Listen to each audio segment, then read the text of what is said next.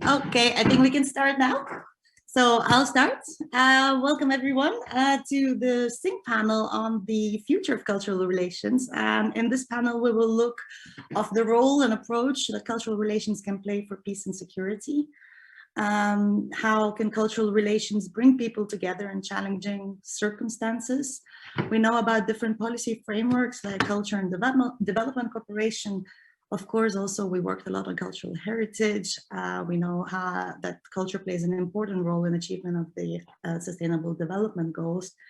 And so today I'm joined by 4 experienced speakers who will share their experiences and ideas from the ground of how can we integrate the cultural relations approach in these circumstances. So today we have Louise Haxthausen, a UNESCO representative to the EU and the director of Liaison office here in Brussels. We're also joined by Vaugier Chatterjee, EU deputy head of the political trade and communication section in the EU delegation in Sri Lanka and Maldives, who also co-implemented a Columbuscope festival we heard about before. We have Pedro, Affonso, Franco, a consultant, researcher, and musician, but also very much hands-on around the world on working on the topic. And Jordi, Portolés, who works as a consultant and researcher in cultural policy and international cultural relations, and currently is actually working on a study for EUNIC on working cultural relations and working for peace and security. Welcome and thank you. I'm very honored to have all these speakers and hear all the ideas. We will have 4 interventions, but everyone is welcome to write their questions in Conviva chat, and we'll bring them back here forward at the end of the interventions and our talk. I'll start with Louise. Louise, you, representing UNESCO, of course, operate in the framework and work on culture and for peace and stability a lot. From your experience, can you give us examples of potential strong cultural relations initiatives that bring people together in these challenging circumstances? And is there potential, or what needs to be done to bring this practice to the ground to all the different stakeholders? Thank you very much, Lina. It's a pleasure to be with you today and to be on this panel and to share with you some thoughts from UNESCO's perspective on how, when it comes particularly to culture, promoting culture in conflict context, what can culture really bring? Maybe I start by recalling some basics. And that is that promoting culture as a driver for tolerance and mutual understanding and peace is at the heart of UNESCO's mandate and action. It responds to the imperative that is enshrined in our UNESCO constitution of building peace in the minds of men and women. However, in this endeavor, we're well aware and often reminded that culture can be a double-edged sword. It can be at the essence of peace building, but when instrumentalized for political and ideological purposes, culture may lead to prejudice, to incitement, to violence and division in societies. This is because culture is more than stones and mortar. It is more than entertainment or luxury, as some tend to believe. It is genuinely the embodiment of peace identities. And this is why when culture comes under attack during conflict, when in such context communities are deprived of their heritage and cultural practices, this has a profound, emotionally charged and lasting impact that challenges opportunities for building sustained peace. It is with this in mind, the dual role that culture can play in relation to peace and security, that UNESCO seeks to unlock the positive and constructive potential of culture for peace, and the EU and its member states are one of, in fact, our main partner in these efforts. Our work is underpinned by UNESCO strategy for the reinforcement of action for the protection and culture, the protection of culture and the promotion of cultural pluralism in the event of armed conflict, The strategy, which was released in 2015, closely links the protection of cultural heritage and the promotion of cultural diversity, not only security and peace building, but also sustainable inclusive development. This integrated approach outlined in the strategy aims at, on the one hand, promoting the implementation at national level of UNESCO's normative instruments pertaining to the protection of cultural heritage in the event of armed conflict. Of particular relevance here is the UNESCO 1954 Convention, which focuses on the physical protection of monuments, sites, and museums in the event of armed conflict. 1970 Convention to fight against illicit trafficking of cultural artifacts, as well as the two broader conventions that I'm sure many are familiar with of World Heritage and Intangible Cultural Heritage, which both include specific modalities for the identification and protection of cultural heritage at risk, notably of armed conflict. At the same time, UNESCO strategy focuses on the contribution of cultural heritage to broader security, peace, and development goals. Here, UNESCO has a specific responsibility to ensure the implementation of UN Security Council Resolution 2347, adopted in 2017, on cultural heritage and peacekeeping. More broadly, UNESCO's approach supports a comprehensive and integrated approach of the 2030 SDG agenda, linking the 5 Ps: people, prosperity, planet, peace, and partnerships. Importantly, strategy is one that defines clear priorities for cultural heritage protection and enhancement at all stages: conflict prevention and preparedness, during conflict, and in relation to humanitarian crisis, in particular forced displacement, as well as for post-conflict recovery and longer-term peace building. Here, allow me to commend the EU for committing to a similar approach, one that looks at cultural heritage protection at all phases of the conflict circle. In its new concept on cultural heritage in conflict and crisis, a component for peace and security in the European Union's external action. We welcome this new concept and are looking forward to its validation by the Council later this month.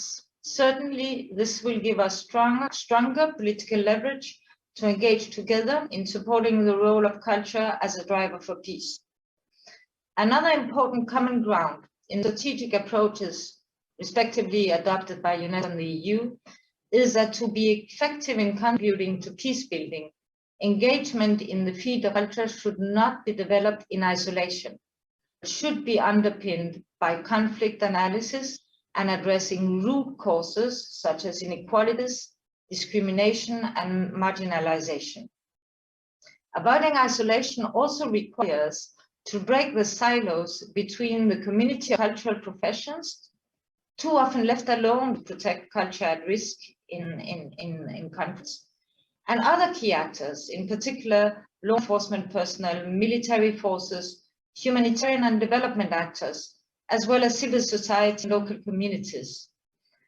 Our experience shows that only our collective engagement can fully unlock the potential of cultural heritage to contribute in a meaningful manner to broader security, peace, and development goals.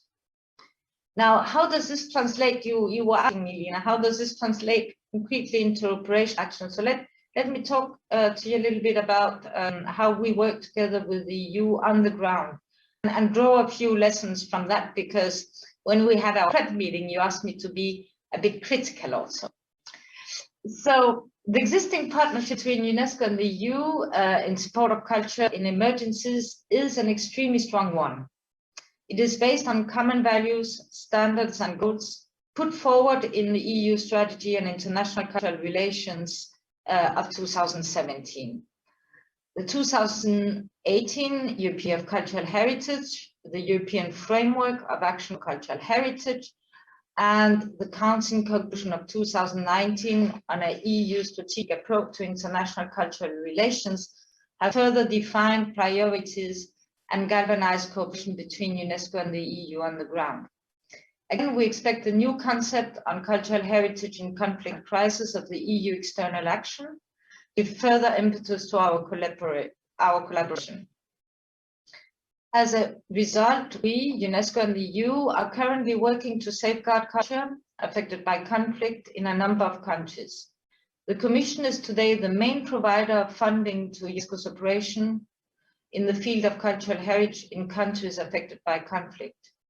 If we add to this the significant bilateral programs as well as contributions to UNESCO of European member states for such operations, the EU reveals itself as a global champion of the protection of cultural heritage and culture in general at risk. In partnership with the EU, UNESCO is working in Mali, in Iraq, in Yemen, as well as in host countries for Syrian refugees to rebuild neglected, damaged or destroyed cultural heritage, and at the same time supporting affected communities' recovery by providing skills and livelihood.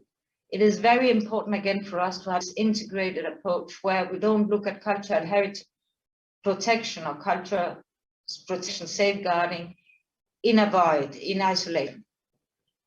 For instance, in Iraq, in the context of the UNESCO Revive the Spirit of Mosul initiative, we are rehabilitating and reconstructing historical landmarks and buildings in the old cities of Mosul and Basra. In this process, Muslim and Christians working together, Sunni and Christians are learning and working together for the recovery of their shared heritage. In a society which has been exposed to extreme violence, persecutions and fragmentation, this type of intervention allows building confidence and contributes to heal the wounds of the past. Now, what can we do better in the future? Better meaning here, enhancing our impact on the ground and ensuring sustainability of our efforts. A few points. First, there is a need to address a certain number of gap areas.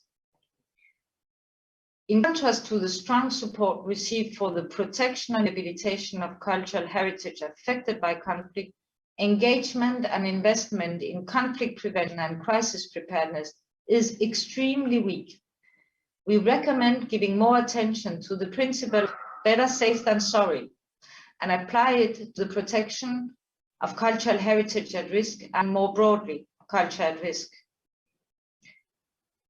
Here, let's also keep in mind that cultural heritage risk is not only a risk because of conflict, but also because of natural hazards and of climate change. These risk factors are often intertwined. We need to better understand their interlinkages and based around support third countries in developing and implementing effective preparedness measures on the ground. Here we believe it is important to integrate cultural heritage protection into the EU priorities of climate action as well as digital transformation. Indeed, digital technology offers new effective solutions to crisis preparedness related to cultural heritage. Parallel sessions in this conference are precisely looking, as we are talking, into how the Green Deal and the digital innovation can be integrated into the EU's international cultural relations. I think it would be useful to make bridges between the recommendations that will come out of this session and these two other sessions. The second gap area is that of protecting cultural heritage during conflict. Here we still lack effective ways of systematically preventing deliberate attack or collateral damage on culture as a result of armed conflict. In this context, we see as promising the commitment of the EU to promote mediation and dialogue efforts for the protection of cultural heritage, as explicitly mentioned in the Council conclusion on EU peace mediation adopted in December last year. We look forward to working with the EU on this innovative approach, and we think it's also an area where there will be plenty of room for civil society engagement, as well as traditional religious leaders, for example. Finally, this will be my last point. During and in the immediate aftermath of conflict, we witness too often a strong, if not exclusive, focus on physical reconstruction, to the detriment of intangible aspects, such as the psychosocial impact of violence and conflict-affected communities. In this context, cultural dimensions of recovery are neglected. They are not considered as life-saving, nor having an immediate added value to bring to stabilization efforts. Here, I think we should draw lessons from the COVID crisis as a revealer of the importance of culture for people's well-being. During the successive lockdowns here in Europe and beyond, people turned to culture for solidarity, for belonging and inspiration.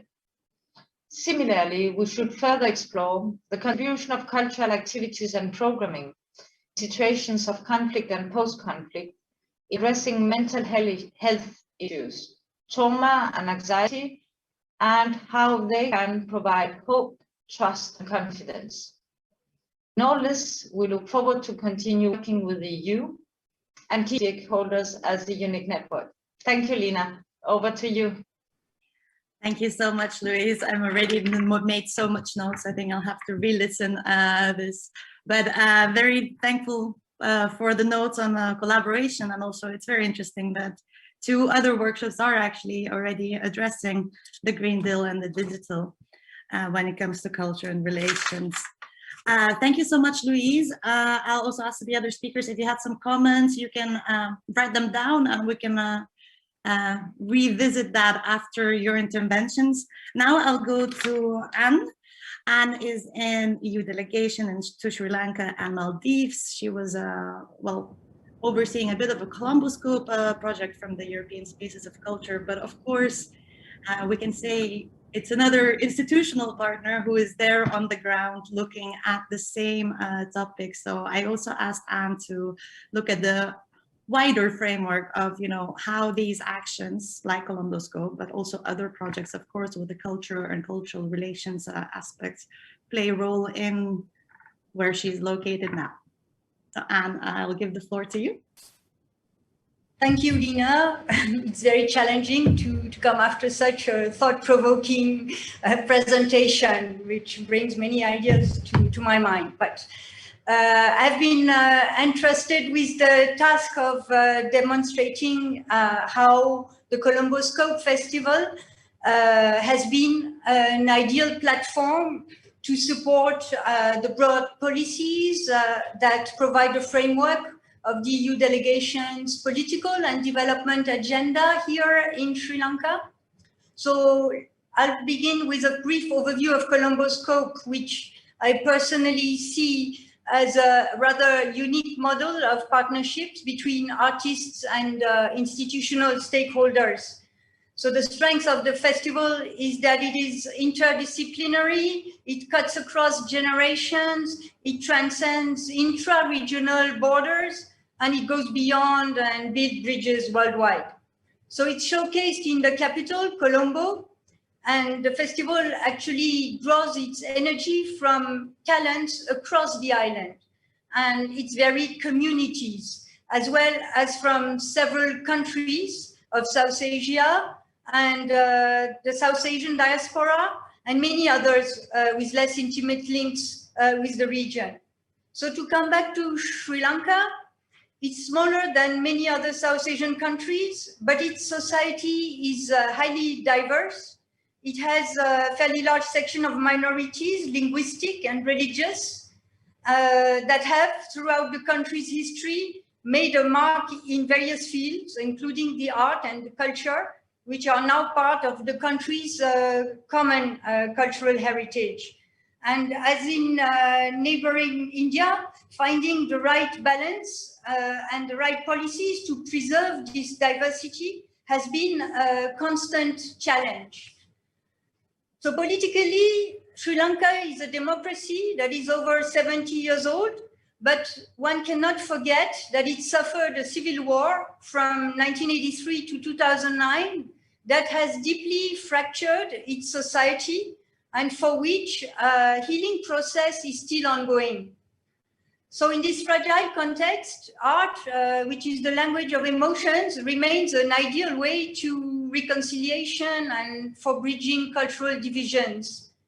In this respect, I feel that Colomboscope has been a fantastic open space for dialogue. The artistic approach is a useful complement to the more formal instruments for stability and peace building that have supported our political and developmental agenda here.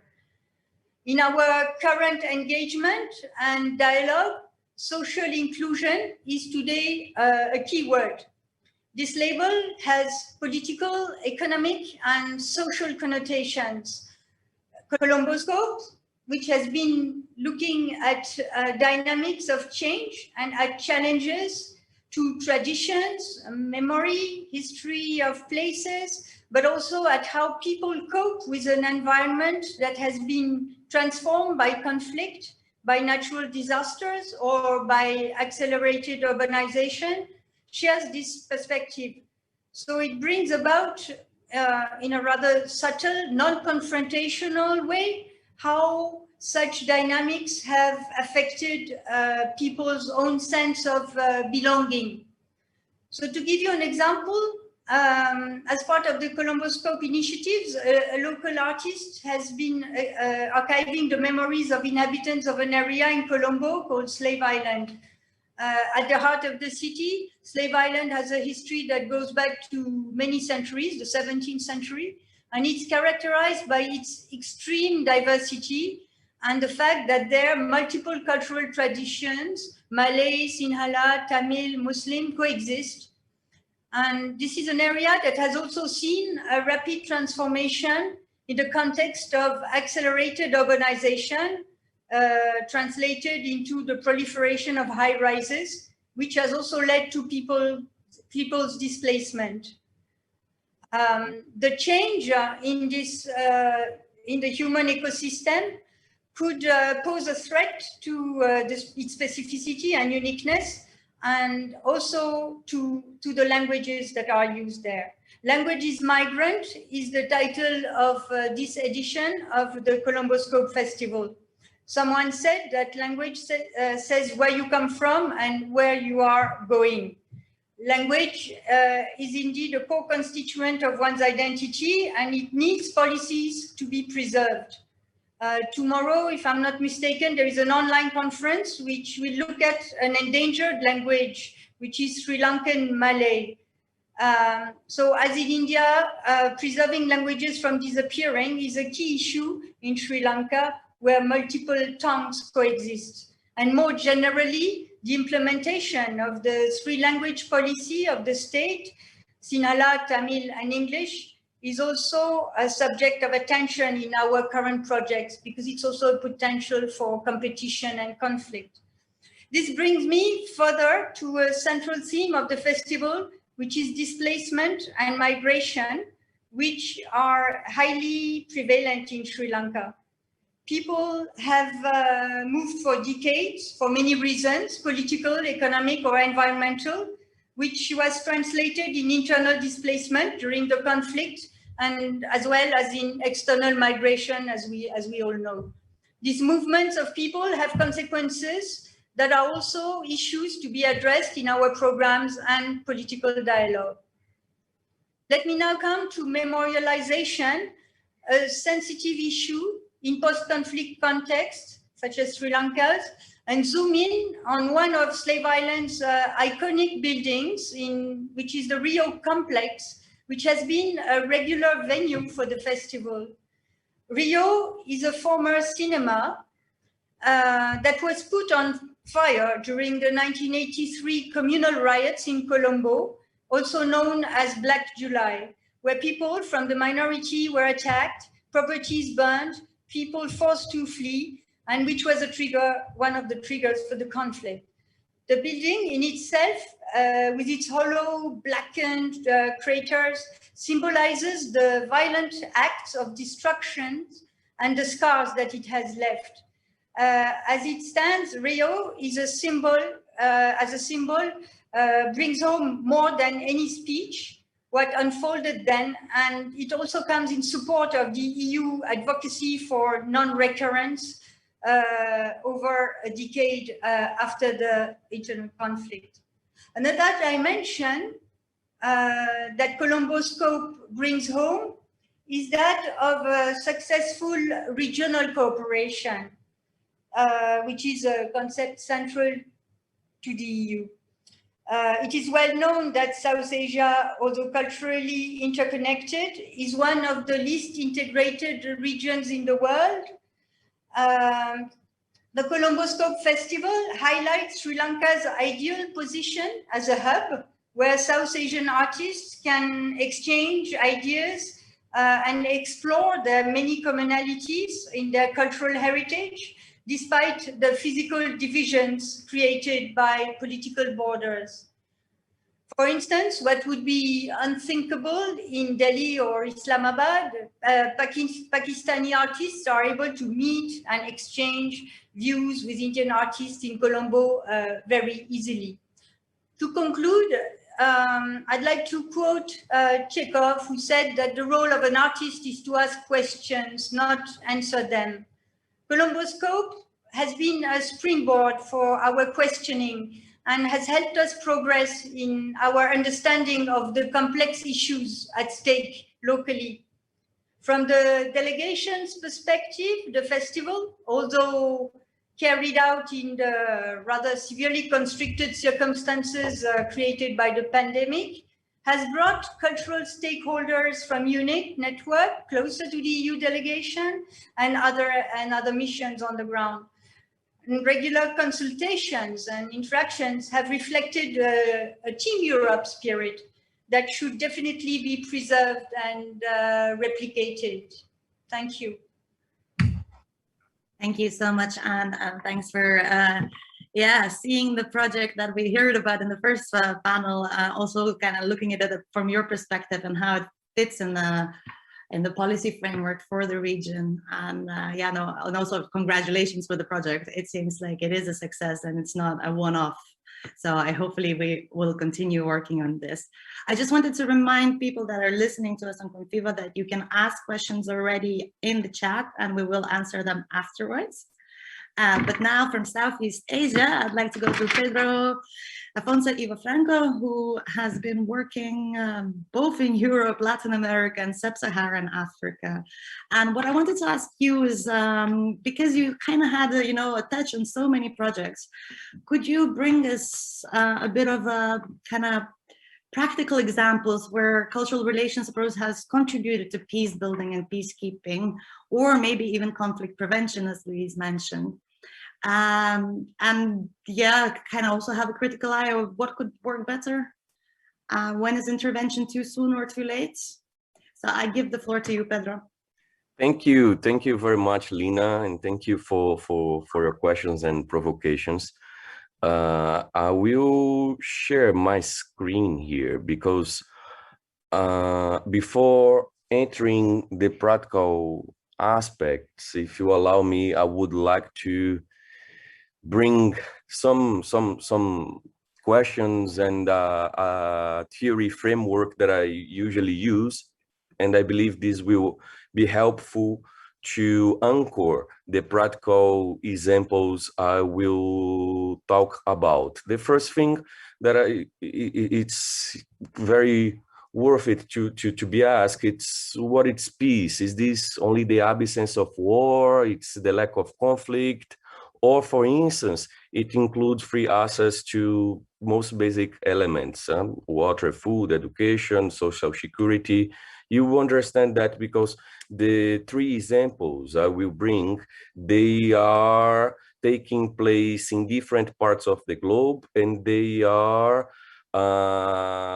happening in different landscapes. So what is the cause of non-peace? When do conflict emerge? The nature and the scale of the conflicts as well, and culture as one of the causes or the main cause of the conflict sometimes.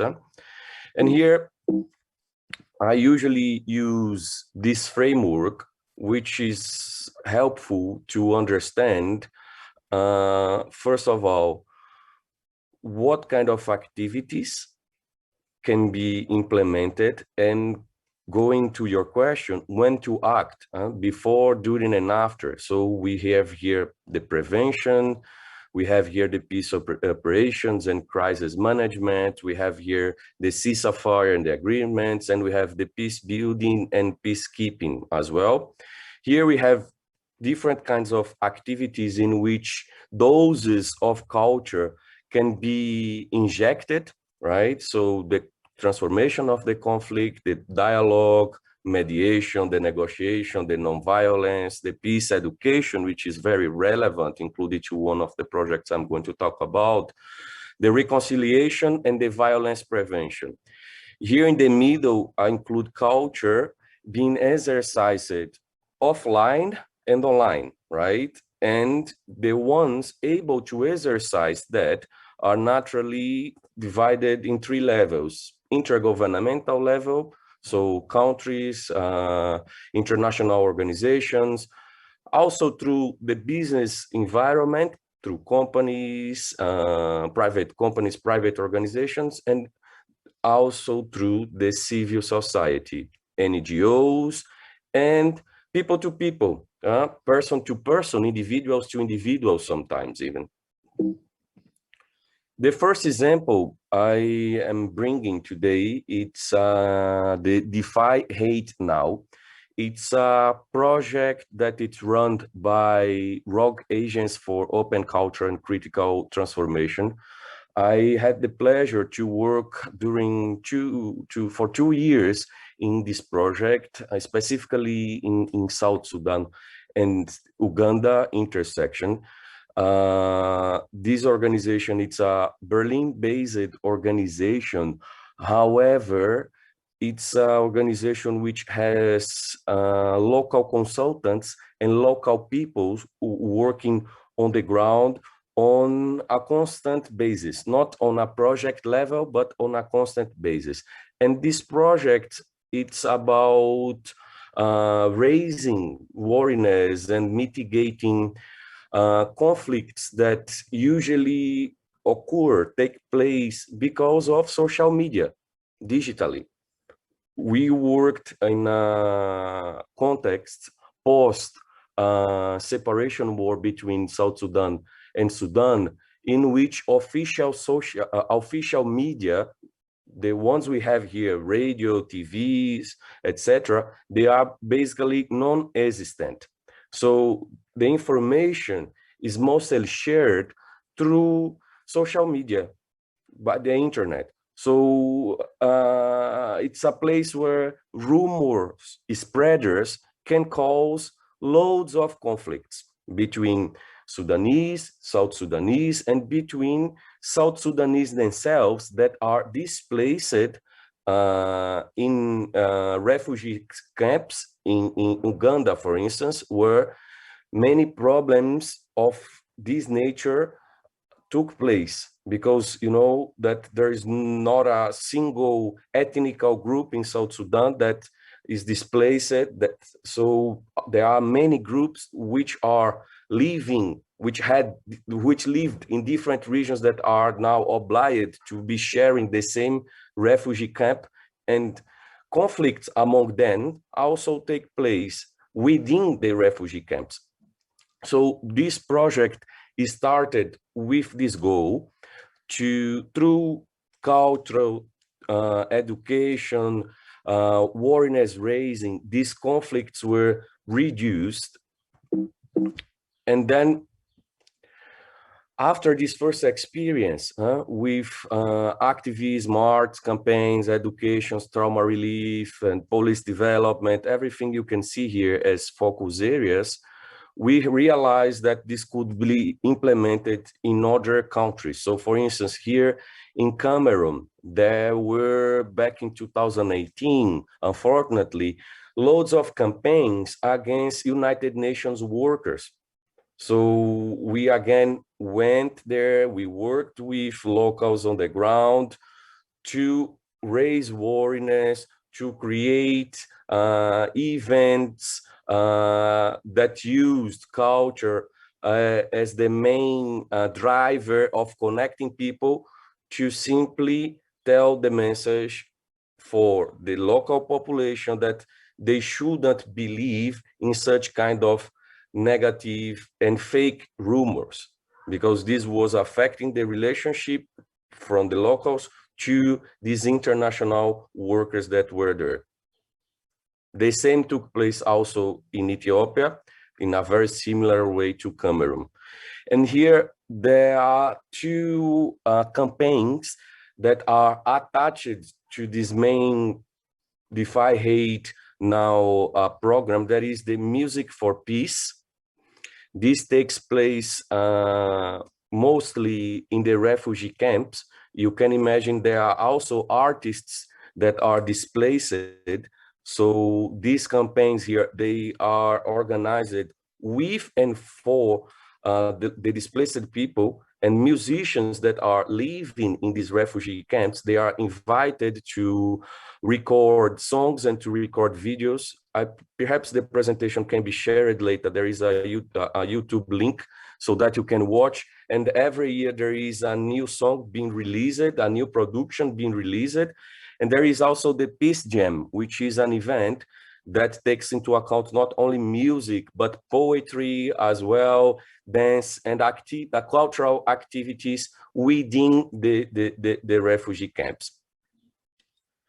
I'm moving now from Sub-Saharan Africa and the Horn of Africa to a different conflict, right, between Palestinian and Israel. I'm not so sure if you have heard about the WestEastern Orchestra by the pianist Daniel Barry-Bond and Edward Said. The orchestra was founded in partnership between Daniel and Edward.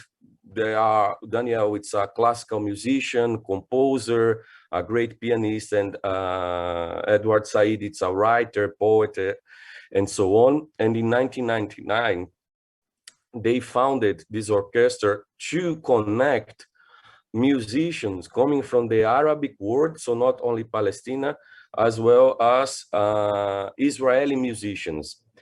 And you can ask me, to which extent does this project that it's been run since 1999 has reduced the conflict? I think this is a very open question, but I don't believe this project in itself alone has the aim or has the power to resolve the whole conflict. However, it's one of the avenues. For instance, I am also a musician, and I had the pleasure here to be present in the academy, the Barry-Bond Inside Academy. That is a great project here in Berlin, which also gives a space to music education. It's an extension somehow of the orchestra, plus an academy offering bachelor degrees and so on. And I had the pleasure to know musicians from both sides, from Palestine and Israel, who had never talked with one another before back in their countries, who had never got in touch with a musician from the other side. So through this project, step by step, slowly, they are being able to create and to influence a new generation of artists and activists as well. You know that recently now in the recent conflicts we have unfortunately witnessed, Daniel Barry-Bond, he is very active in somehow criticizing the way Israel acts and so on. And many students from the academy here in Berlin, they took place in protests as well, in activities, in interventions, because there is not only the musical teaching, but also the cultural and education perspective supporting the basis of this whole project. Here I'm moving to my last example. It's perhaps an example that I'm most familiar with because it's a cultural center from my neighborhood in Recife, in Pernambuco, that it's called Cambineira Estrela Cultural Center. Here you see a picture of us performing during the carnival. This center is located in a socioeconomically vulnerable neighborhood, which is considered as a poor/middle class community, however, very rich in cultural offer. Maracatu, this rhythm we are playing here in the picture, is considered a Brazilian cultural heritage. And through this heritage, we are able, for instance, in our headquarters, you see the pictures of it, to intermediate various conflicts that take place in the neighborhood. You can imagine that the violence against women, it's in a very right hate, unfortunately, in such kind of suburbs communities, especially in the northeast region of Brazil. We have lack of jobs, so a very high employability rate. We have hunger, we have hungry people, we have loads of problems that are somehow mitigated, mediated, and resolved within the center. So now during the pandemic, for instance, we had the opportunity to through partnerships with universities to provide social and psychological assistance to the neighborhood. And here, when I say neighborhood, we are talking about somehow 3,000 people who, in a way or another, are connected with this center, either through music, through dancing, through building instruments, through storytelling, through socializing as well. So the center works as the heart of the community. And because of that, we are able to somehow play a role of mediation, even between the organized crime and the neighborhood, which is a reality that must be said, right? It's a neighborhood which suffers from various kinds of violence. And we have here the possibility to have an open dialogue to prevent conflict between families, between gangs, between young people who are all the time co-opted by this organized crime and the criminals in a very open and transparent way. So here it's a place where the government is basically unable to enter. Yeah, the government doesn't provide the necessary means, so the cultural center plays a big role in providing, for instance, food for the people now during the pandemics, so that fewer conflicts emerge, because many people lost their jobs, and we were witnessing that the rate of women violence against women, increased quite a lot, because men lost their jobs, lost their money, stayed at home. They couldn't have means to bring food, to provide food to their families. And through various partnerships, contacts, and projects, we were able on a constant basis to distribute food for the people. So there is also a list of interesting readings for you here that you can have a look at. And one of the questions, Lina, you also suggested was about sustainability. And just to close my participation, I want to say that there are two things which I consider very, very important. The importance of dealing with locals, making them not only a beneficiaries of intervention, but also the owner of the interventions, make them decide what they want to do, the way they want to do, And also not forget to work offline on a constant basis. Prevention requires a constant contact, right? Obviously now, due to the pandemic, we have, unfortunately, we are not capable to do many things offline, but this constant contact, not only intervene when the conflict emerges, but before the conflict emerges, you need to already be there creating ties with locals. Otherwise, it can happen, for instance, what happened, as I said, in Cameroon, right? Conflict prevention mediators from the UN went there and they were involved in the conflict because they were not well known by the community, so on and so forth. So with that, I finish my participation and I give back the word to you. Thank you very much. Thank you so much, Pedro. Thank you so much for also the questions. And I think all your case studies also show that what is peace, or what do we need by what, is very important. And sometimes maybe we do forget how to look at the terms we use without, we just do and not necessarily always think. Also, thank you so much for bringing the local context and constant contact back to the table. And I also feel like there's so many stakeholders involved, so you know that there is going to be a follow-up question on how to work better together. But before that, I will hand the floor to Jordi.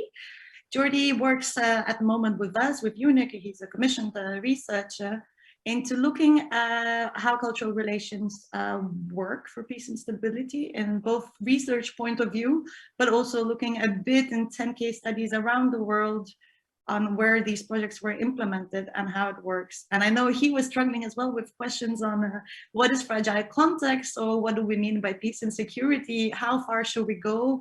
You know, how should we do? So I'll ask Jordi to tell us a bit about the work you've done, and also kind of a bit of a, well, it's still in early stages, but still at least some key findings already that you see. And these projects are not just EUNIC, they're also the ones with Columbus Scope, for example, but also I know development agencies and others. So Jordi, the floor is yours. Thank you very much. Thank you very much, Lina. Good morning or good afternoon, everyone. And really, thanks for the invitation. It's a pleasure to be sharing this session with you all. I'll be sharing my screen as well.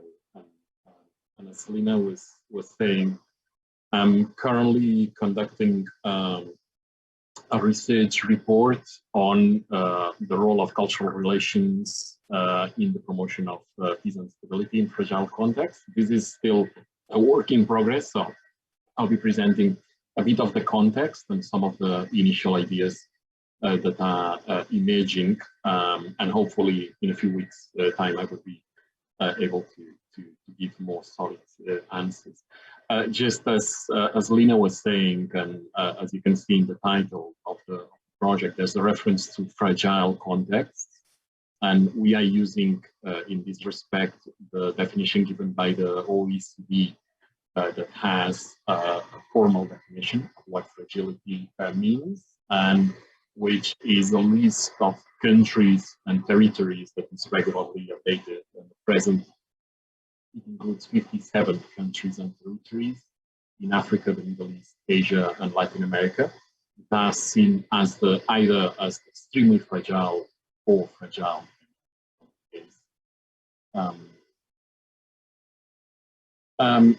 Basically, the background to this research emerges from the fact that both members of EUNIC and some other related organizations, such as the members of the Practitioners Network for European Development Cooperation, have for several years developed projects and programs that connect cultural relations with peace and stability.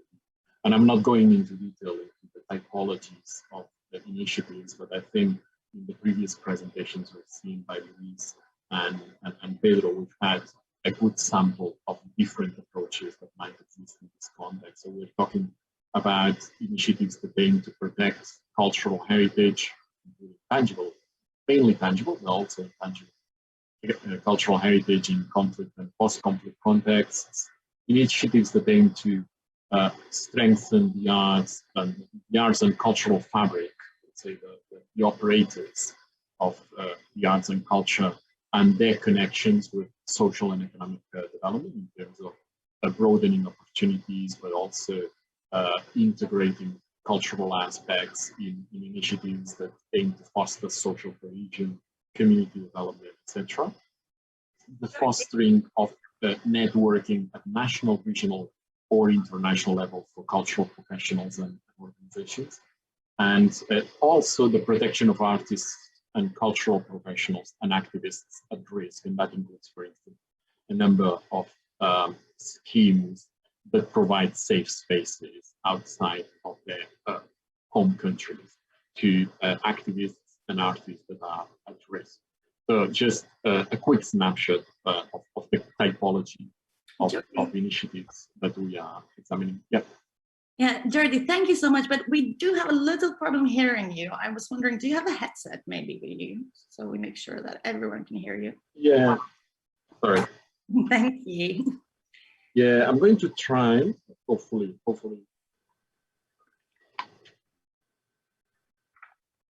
Yeah, not sure if this works better. It is better, thank you. Yeah? Okay, good. Right. Okay, so in any case, I mean, just to close these, so just a short typology of the kind of measures that, or projects that we are examining, and as Lina was mentioning earlier, we are examining about a dozen of examples of work being done by EUNIC members in different parts of the world around these elements. This fits within a policy context that has progressively opened spaces for this integration between culture, peace, and stability to be furthered. And just very quickly, at the European Union level, there's, of course, the strategy for international cultural relations that recognizes the role of unique clusters and the many potential connections that exist between culture, peace, and development. And as you also know, within the EU, there's been increasing work on cultural heritage, not only in Europe, but also in third countries, particularly during and after the European Year of Cultural Heritage in 2018. In terms of the peace and stability policies, the adoption of the integrated approach to conflict is fostering a more holistic and comprehensive engagement in conflict prevention and conflict resolution. And here, there's some space for the integration of cultural aspects. At the UN level, there's of course some connections between what we are exploring and some elements of the Sustainable Development Goals, and in particular, some of the targets I'm outlining here, which have to do with aspects of education in terms of, for instance, generating, fostering intercultural skills and the respect for cultural diversity through education, the broadening of economic opportunities through culture, in the case of Defi Hate, the protection of cultural heritage in the case of SDG 11, resilience to threats of climate change in SDG 13, the strengthening of peace and institutions in the case of SDG 16, and the strengthening of partnerships and alliances at national and international level in the case of SDG 17. And this, of course, feeds, as Louise was pointing out earlier, with the work that is being done by UNESCO and other UN agencies, and how this is already being illustrated by a number of projects on the ground in which the EU and UNESCO and UNIC members are collaborating. And finally, and somehow similarly to what I was mentioning in the case of the EU for the integrated approach to conflict, the adoption of the Sustaining Peace Agenda at the UN also provides a space for a more holistic approach to addressing peace and conflict, emphasizing conflict prevention and opening some space for the consideration of cultural aspects. And that has also been mentioned. This has also been reflected, for instance, in some resolutions from the UN Security Council. What we know in this case, and I'm just summarizing here, but as we've seen in several of the examples presented today, there's a number of potentially positive impacts of work on the arts and culture in context of peace and conflict, in context of conflict, so on, in terms of enabling expression and dialogue, fostering collaboration and sense of community, helping those that have traumas to deal with them, and providing opportunities for inclusive development. And there's quite a lot of research on this, which we are using. What we also know is that contexts are very diverse, so a range of elements of sensitivity and negotiation are key, and the ability to adapt the approaches to local conditions through local negotiation and understanding are very important. And this is also connected to the next element, which is the importance of local ownership of the process, which somehow is interesting in the perspective of cultural relations, and as was discussed in the first session this morning, the ability of cultural relations to place emphasis on local conditions and ensure that there are horizontal relations being established, and that ultimately the processes are appropriated by local stakeholders, and that in a way what cultural relations contributes to is generating an enabling environment for resilience and stability. And of course, that in terms of the role of EUNIC members involves placing emphasis on their enabling and facilitating role, and I'm going to go back to that in the next slide. And the final important aspect is the complexity of the relations between the different factors that have been examined. And as several of the speakers have already pointed out, culture is not the panacea, it's not the solution to everything. It is one of several interconnected vectors that may be conducive to stability, although at the same time it can also play a set of different roles, and the potential of culture as a double-edged sword has also been mentioned. So culture can also be related to the causes of conflict, or be a factor that informs how a conflict is perceived.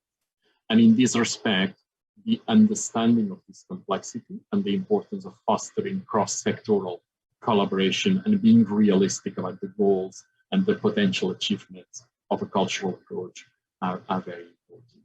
So bearing all of this in mind, the aspects that we're particularly focusing on have to do with the modalities of engagement and how EUNIC members can adopt a more enabling role with regard to local partners and local conditions through the provision of platforms, brokering networks, building capacity, funding, etc. So generating conditions that can be structural towards stability and resilience. We are examining some of the quality criteria. So what would be ideal, in addition to some of the elements we highlighted, but defining, including, for instance, defining suitable and realistic aims that are adapted to different timescales, and that can also include different phases of projects, including piloting, implementation, and exit strategies, and so on. We're also trying to define what aspects can facilitate collaboration among EUNIC members. So how there's a number of initiatives, such as those that have been explored today, of collaboration between EUNIC members, but we also know that is a complex terrain. So what are the factors that can facilitate collaboration within the network?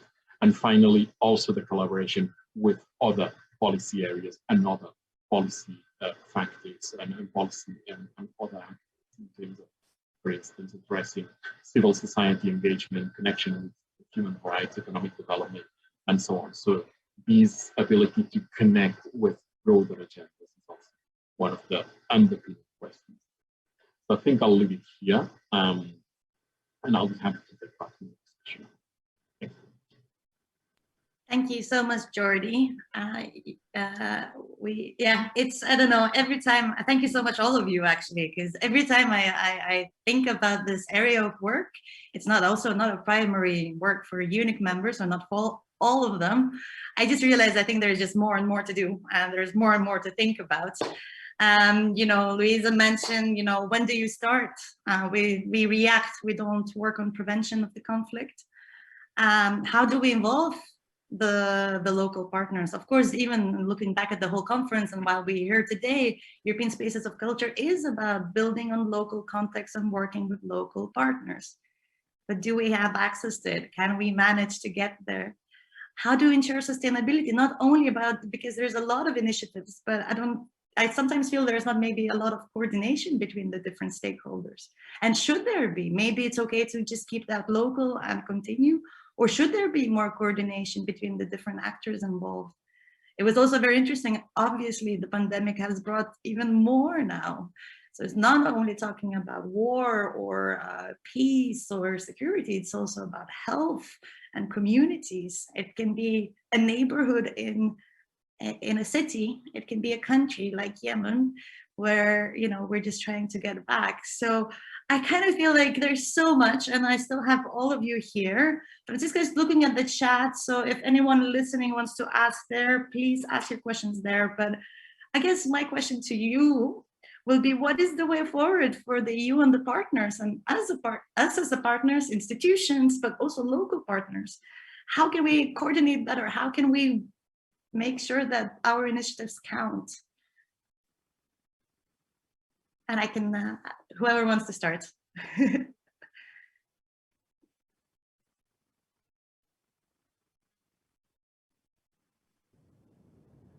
Okay, then I'll start with Louise. A pleasure, but I think I saw Anna was wanted to take the floor, right?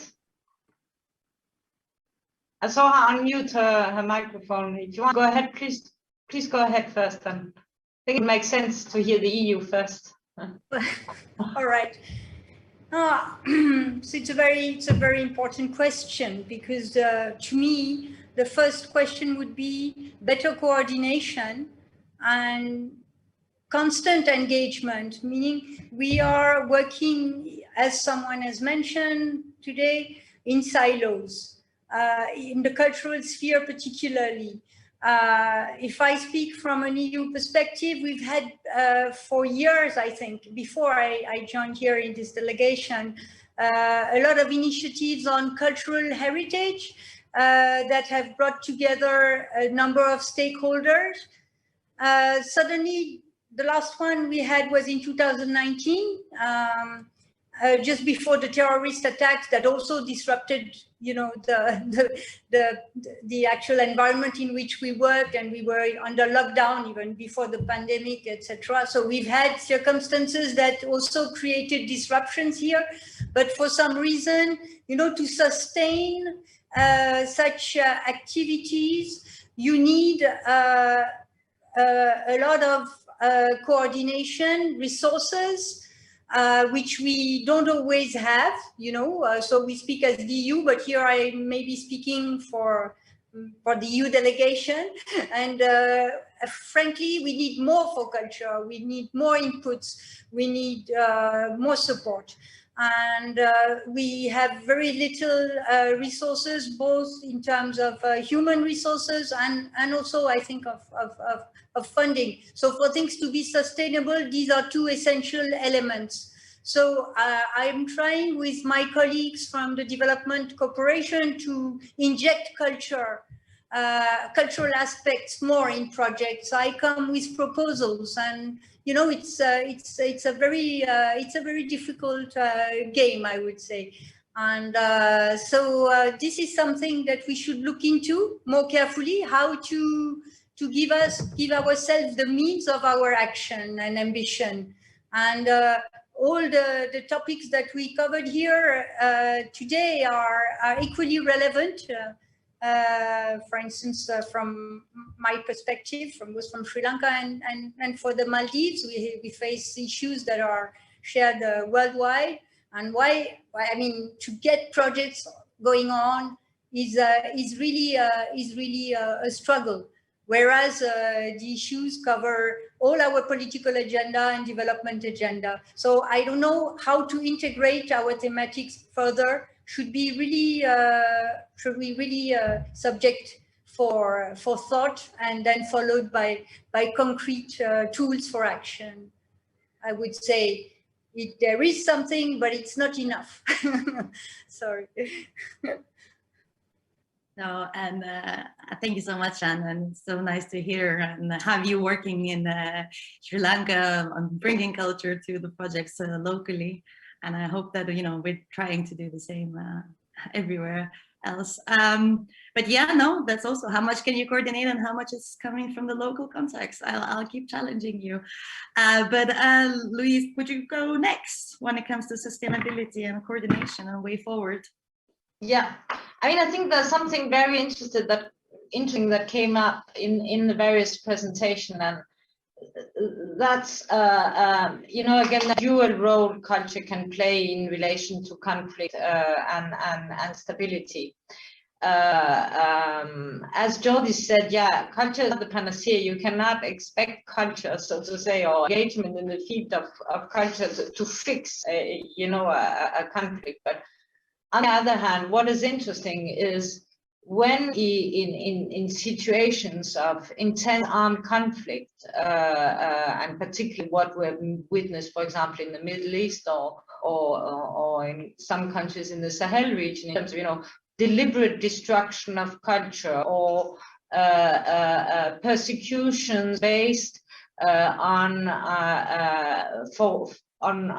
cultural affiliation, being it religious or ethnic, there you realize that there's something. I mean, there's a whole element of you talked about emotions, huh? when you touch the cultural field, and I think this is still not enough recognized in the international community. It is maybe because there are so many interconnections, so it's a complex relationship, but I think there's really a need for further advocacy on this and further understanding of these interconnections and so on, and based around. Again, and also picked it up, and I mean, this thing that, and also with your concrete examples, Pedro, you know, cultural activity in a conflict country, being it, you know, tensions or really armed conflict, to be meaningful has to be connected to and address to a certain extent the causes of the conflict or the issues that are of contention. I mean, when you talked about the cultural center in the in this neighborhood in Brazil, they're really dealing with issues that, if they are not addressed, may escalate into something much more, you know, severe conflict in a way, when we talk about domestic violence, when we talk about organized crime and so on. And the fact to have structures at the local level where over the years, and maybe also in more peaceful times and in less difficult times, but trust has been created. That is something unique, and as you said yourself, the state cannot achieve that. Apparently the governmental authorities do not really access. So that means also the trust has been broken with the governmental activities. So I really think that, you know, yes, coordination is important, but actually at this stage, there's a lot of space for everyone. Because there's a lot to do, and as you were saying, Anne, there's not a lot of money. There's not a lot of investment in this. So the way I think forward is to create these connections between cultural engagement, cultural programming and interventions, and the broader issues, social, economic, political issues that we're trying to address. That would be my take on this for now. Thank you. Over to you, Lina. Thank you so much, Louise. We're running quickly out of time, but I still want to give the floor to Pedro and Jordi. So Pedro, would you like to give your input on way forward? In terms of coordination and injecting culture in various kinds of projects and programs, I think as cultural workers, we are very familiar with the whole advocacy process we need to do in order to, first of all, raise awareness about the importance of culture, why culture is important to be injected, to be included in programs and projects, from infrastructure to agriculture, whatever kind of project, culture could be a present element. And also in getting a budget for us to do it, because in many cases, there is no budget for culture. So we need to map within organizations, where can we connect ourselves? It's always a matter of building a puzzle. And I believe this struggle, this historical struggle we have, somehow doesn't allow us to be so well coordinated, because we are decentralized, injecting ourselves here and there. So we do not follow a straight, linear pathway. We are always working, trying to work with others, and so on and so forth.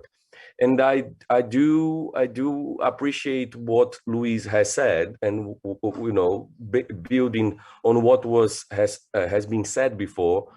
We have no money. We have many occasions no resources, so conflicts are there.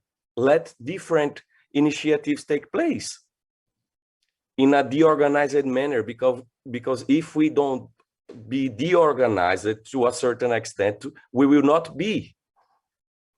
So I think that organization and coordination, it's always welcomed, but being very realistic, the way programs, the programmatic commitment, especially from the Western world, has been deployed towards the developing world, culture, it's still timidly included. It's still very timid. So to be honest, I would like to see a change, so that we could work, as for instance, EUNIC has been working more constantly on the ground, building trust, creating ties with locals, with local communities, being recognized even in some occasions already as a local institution, playing a big role in many countries. So this matter of being constant, it's still a problem, but we need to also acknowledge, for instance, the role that EUNIC has been played on that, and other European cultural institutions as well. So yeah, these are my views on the matter. Thank you so much, Pedro, and thank you so much. But Jordi, I see you're like nodding, because I think you still have to do a lot of research. We will be presenting the study that Jordi is doing at the senior officials meeting in September under the Slovenian ministry, or at least the first findings. But Jordi might contact you in the upgoing to it. Jordi, do you want to say last words? Yeah, just very briefly to complement what was being said. I think it's, in a way, it's important to work at two levels. On the one hand, at the country level, in helping to translate the global policy documents and things like, for instance, the forthcoming council conclusions on heritage in conflict, to make sure that that is then translated into specific allocations of funding. And by that, I think it's a matter of identifying the partners or the stakeholders that at the national level identify that importance of working on culture and making sure that that then is translated into country planning documents, into specific development strategies at the country level and so on. And then secondly, and more in the long term, I think there's work to be done at the global level of the many separate initiatives that are trying to connect culture with the SDGs and other global agendas, and trying to make sure that the next time major strategies are being adopted, there is a more clear and explicit recognition of the place of culture in them. So that, I mean, the next decade is key in trying to illustrate how culture contributes to the achievement of many goals. And then hopefully by 2030, culture should be in a better position to be more explicitly integrated. Thank you so much, Jordi. Thank you so much, all of you. As always, it doesn't matter if it's online or in person, there's never enough time to talk, but I think we will be all in touch. And we can share the presentations with you. You'll definitely hear also the audience from us on the upcoming study report, but of course our work continues. So thank you all the speakers. I'll invite the audience to join for a creative intervention on Confiva. There is going to be a video from NonPeace, which I cannot pronounce, but it's our project in Mongolia. So please join if you have time while you're making coffee. And at 1:15, we start with the final panel and our speakers on the main room in Confiva. Thank you. Thank you very much, Lina. Thank you. Thanks to all of you. Thank you very much. Obrigado. Bye. Ciao. Bye-bye. Ciao.